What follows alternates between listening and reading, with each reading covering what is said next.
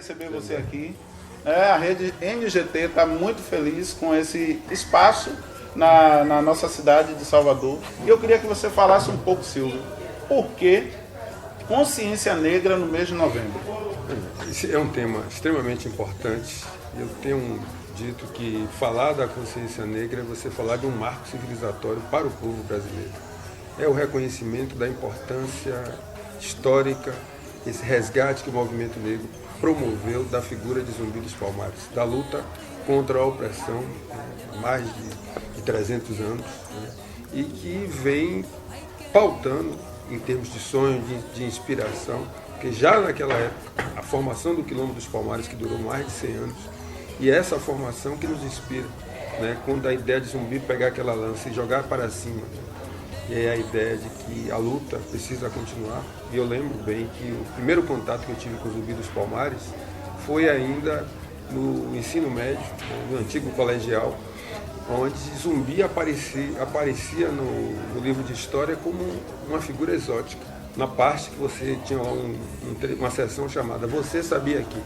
E isso era como se fosse uma curiosidade, na verdade uma história real e concreta de luta contra a escravidão.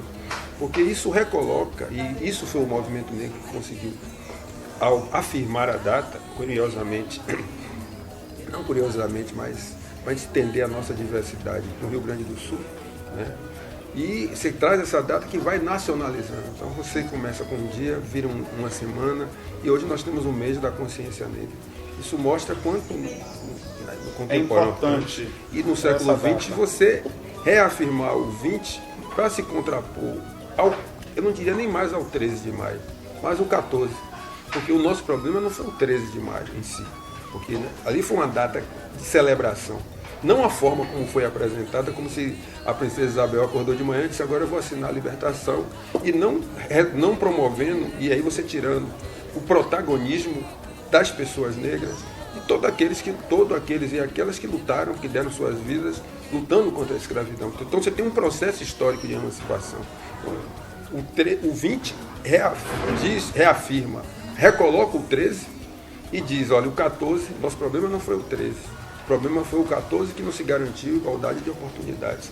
E o 20 vem esse momento de reflexão, é um marco civilizatório, eu tenho insistido nisso, de você tomar Zumbi como um herói nacional. Essa caminhada vem de você reconhecer que o racismo estrutura as relações de poder, estrutura as relações sociais. Infelizmente você está discutindo o racismo de janeiro a dezembro. A 10.639, com todas as suas dificuldades de implementação, que é a lei que institui o ensino da história da cultura, da história da África e da cultura afro-brasileira nos currículos escolares, a 11.645, que você institui a história dos povos indígenas, né? E eu diria que, acima de tudo, é assim, o debate e a implementação e a constitucionalidade das cotas, das ações afirmativas, sobretudo nas universidades, na educação. Isso o movimento negro conseguiu, o movimento antirracista, nós conseguimos mostrar que a universidade ela precisa ter diversidade. A luta precisa ser continuada porque nós temos uma série de ameaças que aí estão impostas. Agora, você ter os espaços de promoção da igualdade racial, embora esses espaços, quando eles se iniciam, é com poucos recursos, com pouca estrutura, né? Agora, o principal ganho é assim, que nós mostramos que o racismo estrutura as relações do poder, estrutura as relações sociais, e que se o Brasil quiser seguir, né, não vai seguir sem a população negra e indígena. Ou nós temos que ter igualdade racial para valer. Questões das cotas, que agora houve uma polêmica, em 2016 houve uma polêmica relacionada à questão de como identificar que a pessoa que está assumindo aquele espaço de fato é negro, comprovação, inclusive com relação a fraudes, a pessoas que estavam tomando as cotas como base, justificando que não moram em favela, de que forma é construído esse parâmetro, está se estudando uma forma, você como representante do movimento, tem algum discurso, pensa de alguma forma, de que forma isso pode ser implementado? Ali, o debate em torno das cotas, né, e aí primeiro teve todo um clamor, desde as pessoas trazerem assim, um debate está sendo injustiçado, que racismo ao contrário, né? O que nós fizemos foi mostrando paulatinamente, cotidianamente, que isso não era verdadeiro, né? E quando as cotas alcançam o mercado de trabalho a partir do governo Dilma, que institui a reserva de vagas, né, para as pessoas que se declararem negras, aí, chamados pretos e pardos, para os concursos públicos, isso gerou um conjunto de fraudes, porque a gente está disputando, se diz assim, racismo significa disputa de espaço, disputa de espaço de poder. O racismo significa, assim, inicialmente, é importante a gente estar sempre afirmando isso, que é uma desumanização das pessoas. E nesse processo das fraudes, dos que eu diria sempre, a afroconveniência, a gente precisa sempre estar atento a isso, porque esses afroconvenientes que nunca se declararam em função de querer, e aí vem uma coisa louca, né, que é essa gerada esses privilégios gerados a partir da branquitude, que você se coloca até em um lugar de se colocar como preto como pardo, né? Porque preto ficaria muito mais evidente, né? Mas o pardo fica essa ideia de que a pardo-conveniência, quando não é interessante, você não é. Quando lhe interessa, no sentido de você garantir um espaço de prestígio, você quer se colocar enquanto tal. E aí, é interessante que eles chegam até buscar o avô ou a avó para querer apresentar, dizendo assim, tem uma questão que há uma discriminação em função do seu fenótipo. Geneticamente somos todos até iguais, somos pessoas, somos gente, mas o racismo ele discrimina em função do seu fenótipo.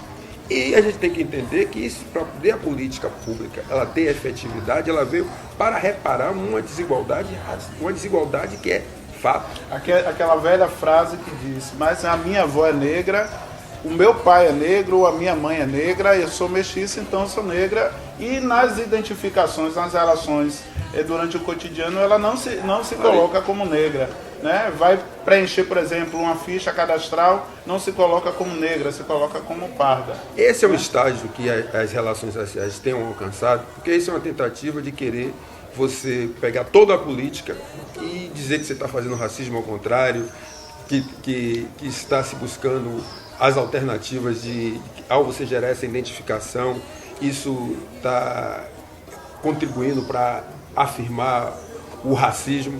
O que a gente tem dito é o seguinte, o racismo, ele estrutura essas relações sociais, estrutura as relações de poder, estrutura comportamento, e a gente tem que ficar atento, lembrando até uma frase do próprio Steve Biko, quando ele diz, a questão da consciência negra não é uma questão de pigmentação de pele, ela é uma questão de atitude, é uma questão de uma atitude mental. E é preciso se entender essas armadilhas do racismo.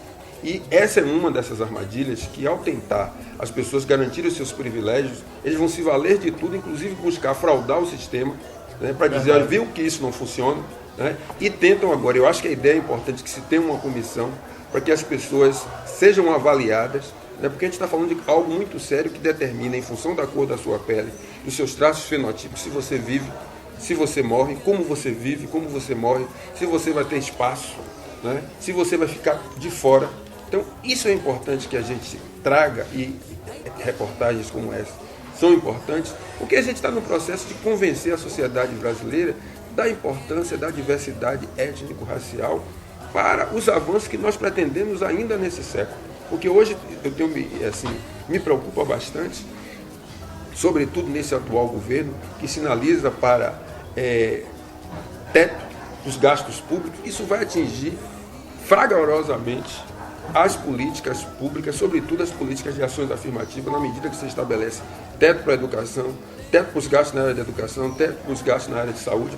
Imagine, você tem uma cidade que tem mais de 2 milhões de pessoas, né? Nós temos quase 3 milhões de pessoas. 70% a 80% da sua população é negra. Consequentemente, você tem doenças que são prevalentes da população negra, a exemplo do glaucoma, né? Hipertensão. São doenças que são prevalentes.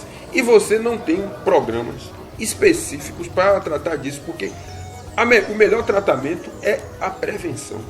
Então, quando se fala da discussão da saúde da população negra, isso só está falando em relação à doença. Mas tem uns estudos que mostram, por exemplo, no acesso aos serviços de saúde, né? No acesso, por exemplo, das mulheres negras nas maternidades, que são deixadas, segundo os estudos, passam mais dores do que as não negras. Então essa ideia de que a mulher negra tem que aguentar a dor. Então assim, nós perdemos muito quando nós não aprofundamos e contribuímos de forma decisiva para a equidade racial, para a equidade de gênero. Inclusive assim, ter essa importância de trazer essas ações afirmativas, e isso me preocupa quando você tem aí a ser votado uma PEC, exemplo dessa PEC 55, porque havia um estudo dentro do próprio IPEA, que é o Instituto de Pesquisa, né, de Estudos Aplicados, que é uma organização de referência de estudos socioeconômicos no país. Né? Primeiro, esse governo acabou com a coordenação que tinha como foco trabalhar o recorte racial e de gênero. Então, os estudos sobre pobreza, para poder garantir a chamada efetividade da política pública, que a política pública tenha impacto, assim, mostrou que a pobreza precisa ser vista de forma multidimensional. Ou seja, você não acha que viu um pobre e viu todos. Você tem que abrir essa pobreza para dizer a questão de gênero, a questão racial, a questão regional, a questão geracional, são todos subdimensões que interferem nessa sua visão sobre a pobreza. Então, o que acontece? Quando você retira essa possibilidade, que você não tem esses estudos, e esse estudo do próprio IPEA sinalizava assim, olha, as desigualdades entre negros e brancos, elas são duas retas paralelas.